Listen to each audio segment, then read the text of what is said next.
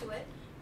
Button, switch, different symbols, different ways to get into your automatic mode, but it's your general kind of everyday shooting mode. So let me show you a few pictures and examples. Whether you are indoors or outdoors, you can take some really nice photos with your automatic mode. It's our everyday kind of fallback setting, our go-to mode. But there might be times when you want to capture something a little bit differently. So here are a few different modes that you can explore to kind of make specialized photos, capture things a little bit differently. One that I really like is portrait mode.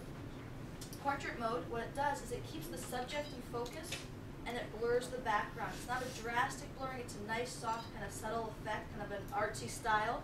So it's a really nice thing to go try. We use it if you've got, a stationary subject just a few feet away from you, not too far away, just a few feet away, so pictures of people, something like that. Where would you find this portrait mode though? If you have a dial at the top of your camera, one of the options on that dial would be a symbol that looks like the silhouette of a person, and that's representing your portrait mode.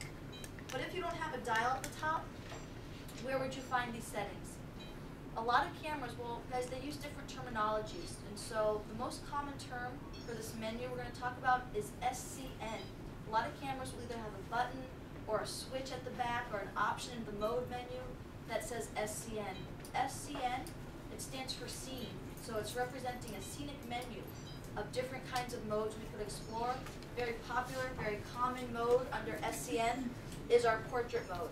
Other terms I've seen, I've seen a camera that had a button at the back that said BS. What would BS be doing on a camera? Not standing for what maybe we thought it stood for. What could it stand for? Any ideas? Best shot. I didn't know it stood for best shot until I went in and I tried it, okay? So different cameras use different terms. That was a menu of different kind of best shot options. Portrait was listed under best shot.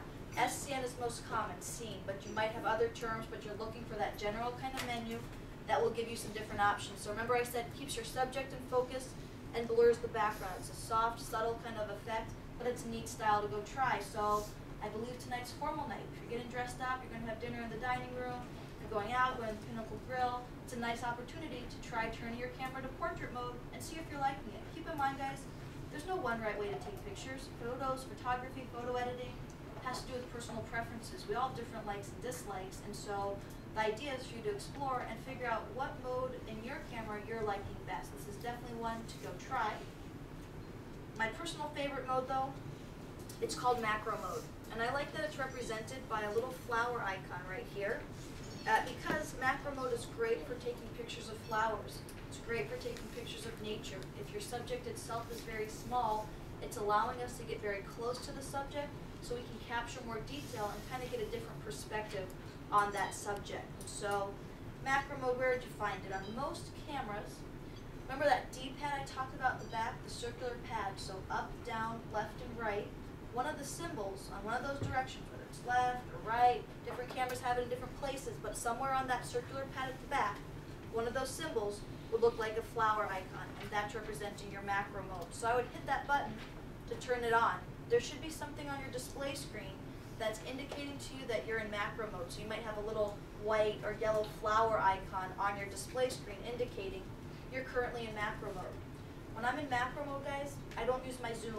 I wouldn't zoom in to get close to something. I would do something that I would call physical zoom or manual zoom. That means I would physically bring my camera very close to the subject. Not close as in a few feet away, close as in a few inches away. It's letting you get that close to your subject, and that's why it's good for, if our subject is small, pictures of flowers, nature, it's helping us to capture little detail because we're getting very close. So I said I find it on that D-pad at the back. I hit the flower button to turn it on.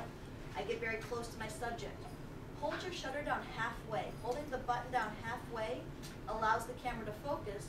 Holding it down the rest of the way will take the picture. Takes the picture, I get very close.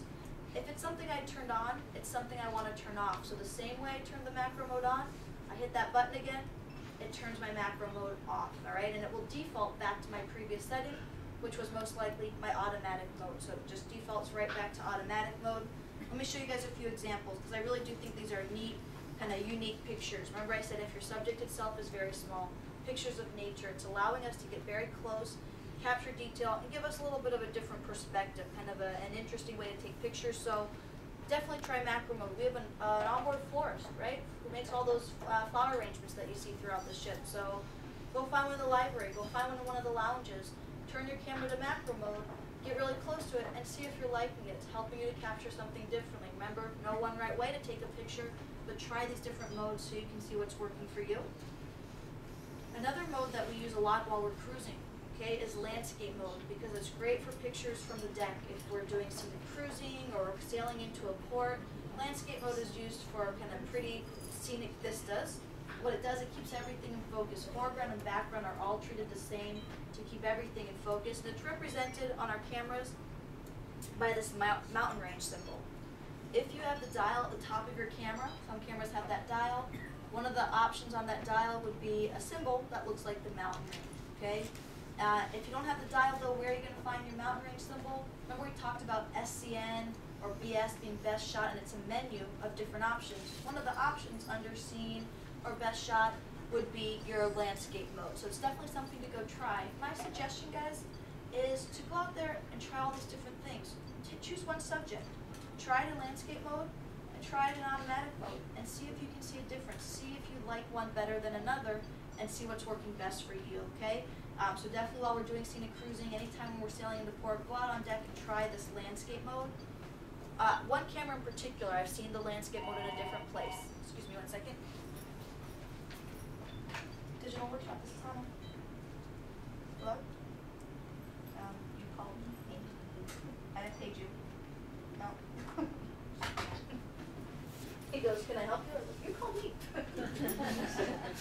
So guys, go out on deck and choose that subject, try it in different ways. One camera in particular, I've seen this landscape mode in a different place. If you have a little Canon point and shoot, sometimes I've seen it not under scene or anything like that, but on their D-pad. Remember we talked about finding that flower icon? On some cameras, your little flower button shares the same button as your landscape mode. Okay, so a few cameras might be like that, but different places where you can go find it. Let me show you a few examples of your landscape mode. So outdoor pictures, pretty vistas, definitely while we're on deck, this is a great mode to try. Controlling our flash.